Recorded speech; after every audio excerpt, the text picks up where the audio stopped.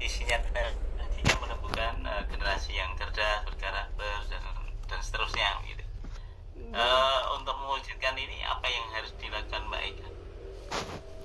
yang dilakukan yang ketika visi misi itu nggih Pak. Iya iya betul. Visi menumbuhkan generasi yang cerdas. Ya, untuk menumbuhkan generasi yang cerdas berkarakter itu di sini saya yang dikaitkan dengan pembelajaran PSE itu tentunya saya mengangkat tema pembelajaran sosial emosional di sini untuk menjadi generasi penerus yang cerdas, yaitu saya sebagai guru menjadi fasilitator bagi mereka, yaitu tentunya dengan menggunakan media-media belajar interaktif yang sesuai dengan perkembangan zaman tadi. Yang pertama tadi menggunakan EduClaw atau yang diadaptasi dengan teknologi mesin capit masa kini. Kemudian apa namanya, untuk menumbuhkan generasi penerus yang cerdas yang kreatif itu saya menggunakan diorama secara 3D ataupun didukung dengan penggunaan teknologi assembler edu. Jadi di sini siswa belajar sesuai dengan perkembangan zaman mereka, seperti itu Pak. Sangat luar biasa. Baik, dengan adanya PPL 1 dan PPL 2 tentunya ada sesuatu hal yang terbaru bagi Mbak Eka. Apa sih yang diperoleh dari hal-hal baru dalam PPL 1 maupun 2 ini?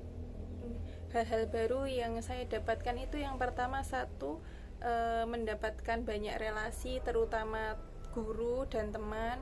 Kemudian yang kedua yaitu saya mengenal berbagai macam karakteristik peserta didik yang dulunya belum tahu, sekarang jadi saya merasa lebih uh, memiliki tambahan ilmu, seperti itu Pak. Kemudian yang ketiga yaitu saya bisa apa namanya belajar untuk menjadi apa namanya guru yang kreatif dan inovatif ketika saya PPL, seperti itu Pak. Diri kreatif dan inovatif ya.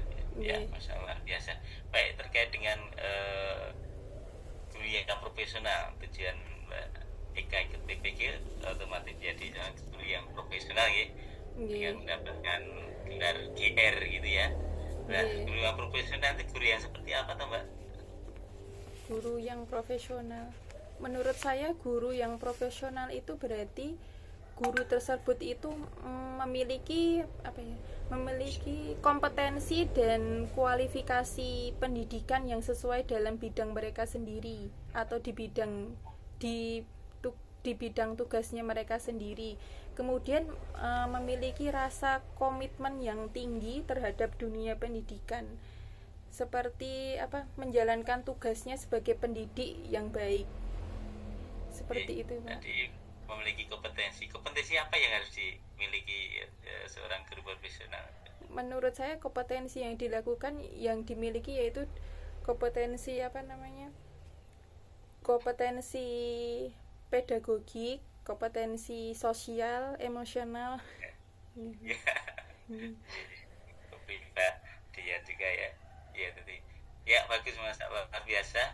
Eh, Terkait dengan kembali kepada tadi pembelajaran dengan membawa HP, kadang memang ada anak yang mungkin tidak mempunyai HP ataupun sekolah yang melarang dengan membawa HP itu. Bagaimana menurut Mbak Eka dengan adanya kebijakan tidak memperbolehkan membawa sekolahan ataupun tadi anak yang tidak punya? Iya Pak. Menurut saya kebijakan ada sekolah yang memperbolehkan membawa HP dan ada sekolah yang tidak memperbolehkan membawa HP, itu ada sisi positif dan negatifnya juga. Semuanya memiliki kelebihannya masing-masing Pak. Kalau apa namanya, sekolah yang memperbolehkan siswanya membawa HP, berarti kita sebagai guru atau sekolah memiliki tanggung jawab juga untuk apa, mengarahkan peserta didik tersebut menggunakan HP-nya sesuai dengan tujuannya, yaitu tujuannya untuk belajar di sekolah.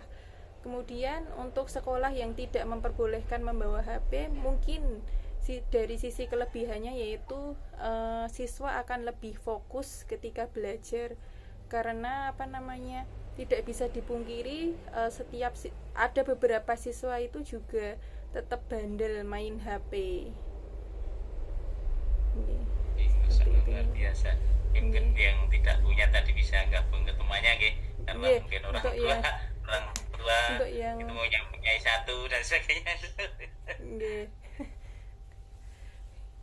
Ya, saya kira itu Bu, Masya Allah luar biasa ini kompetensi guru profesor dan juga adik bahasa ini. Terjawab ya Pak Agus ya.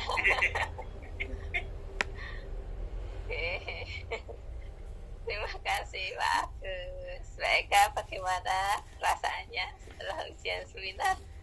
Lega Bu, alhamdulillah. Lega. Seperti yang dibayangkan gak ujiannya?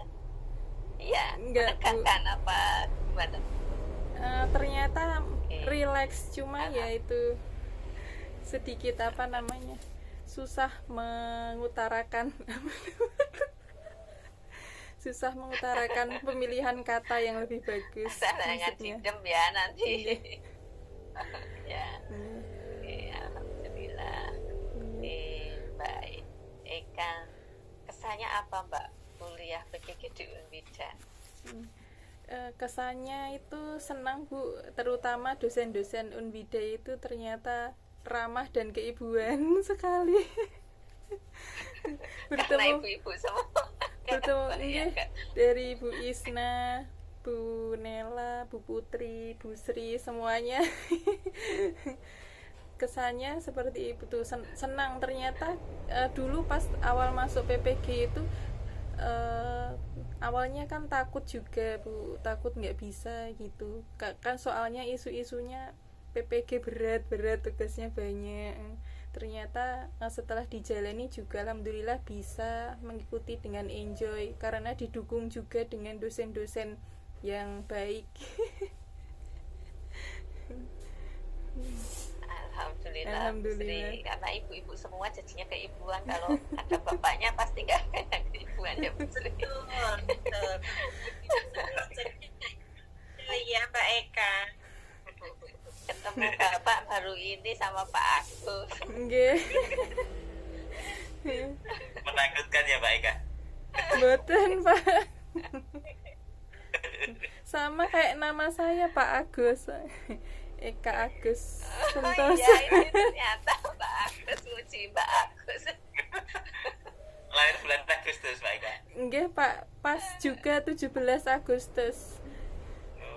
Pas kemerdekaan. Nggih. Makanya Pak Agus juga Agustus ini Pak Agus. Boten malah.